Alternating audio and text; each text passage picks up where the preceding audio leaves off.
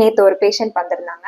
ஹாஸ்பிட்டலுக்கு first time வந்திருந்தாங்க. ரொம்ப சிவியரான இடுப்பு வலியும் அடிவயிறு வலியும் அப்படின்னு சொல்லி வந்திருந்தாங்க. யூரினும் நல்லா போகல அப்படின்னு சொல்லி வந்திருந்தாங்க.